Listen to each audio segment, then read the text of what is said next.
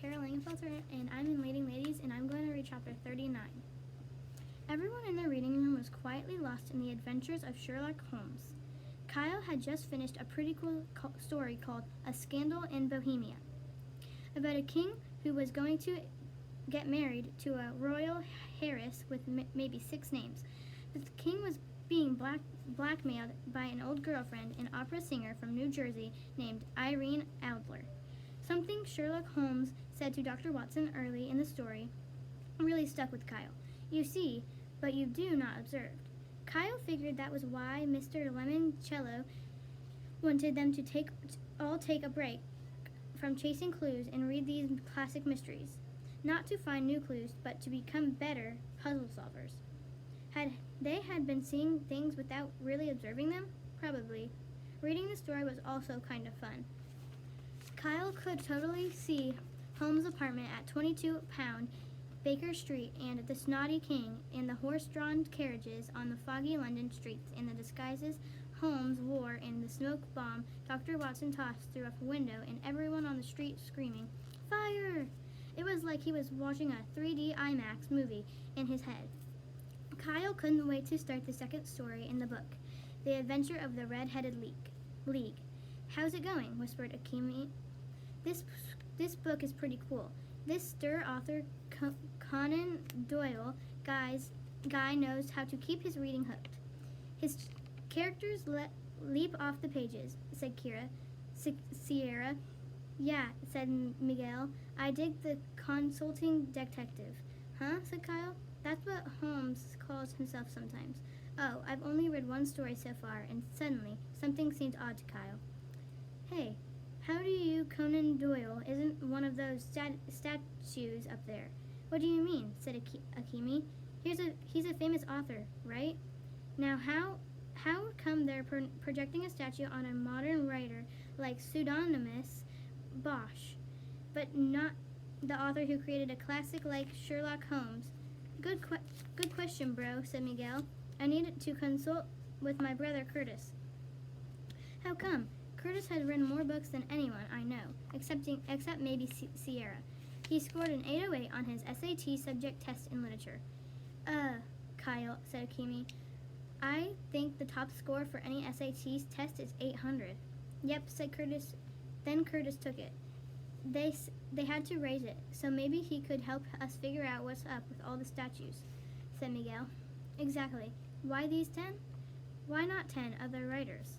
Why not the same 10 Bridget Wage had for her extreme challenge, added Sierra. Kyle looked around the room. Mrs. Taubin? Hello, Mrs. Taubin. The hazy, holographic image on of the 1960s librarian flickered into view. How may I help you, Kyle? I'd like to talk to an expert. And whom do you wish to speak to? Mr. Curtis Keeley, your brother. And an SAT certified expert on the subject of literature and authors and other literature-type junk. Suddenly, the hologram vanished and Dr. Zenkenko's voice came over the ceiling speakers.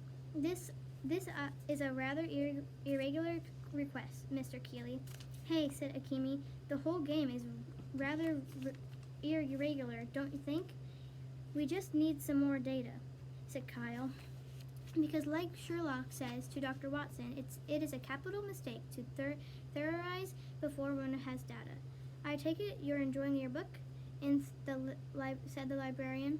Kyle gave the closest security camera a big thumbs up. Booyah! Can't wait to see what's up with that league of red-headed gentlemen. Ah, yes, said Dr. Zenkenko. A fascinating story. I recently reread it myself. Very well, Kyle. We will contact your brother to determine if he does indeed qualify as a literary expert. It might take a while. No rush, said Kyle. I've got a good book. Kyle was busy helping Holmes figure out that the Red-Headed League was just a clever pulled from some robbers to get a red-haired pawnbroker to leave his shop long enough for them to dig a tunnel from his basement to the bank next door. when the librarian's voice jolted him out of London and brought him home to Ohio. My apologies for the interruption. Akimi, Miguel, and Sierra closed their books too. It was 11:15. Everyone had sleepy dreamed looks in their eyes because they'd been kind of drifting off in their comfy reading chairs. "What's up?" said Kyle.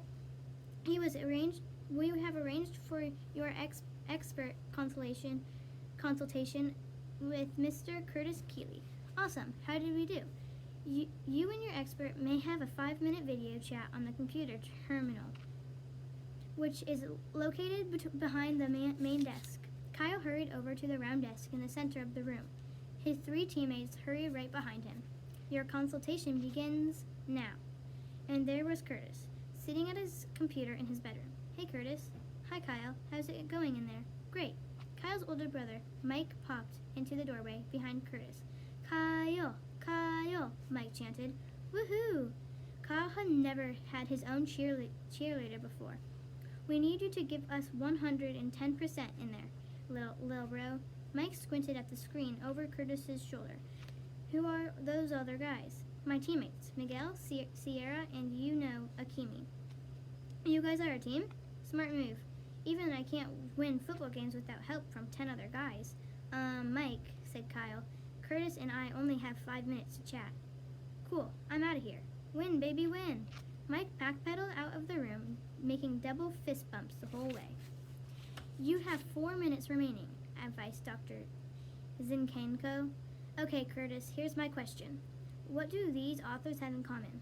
Kyle rattled off the list in the statues in order, and Curtis stared blankly into his computer cam for a real long time. Then he shook his head. "I'm sorry, Kyle. I have no earthly idea."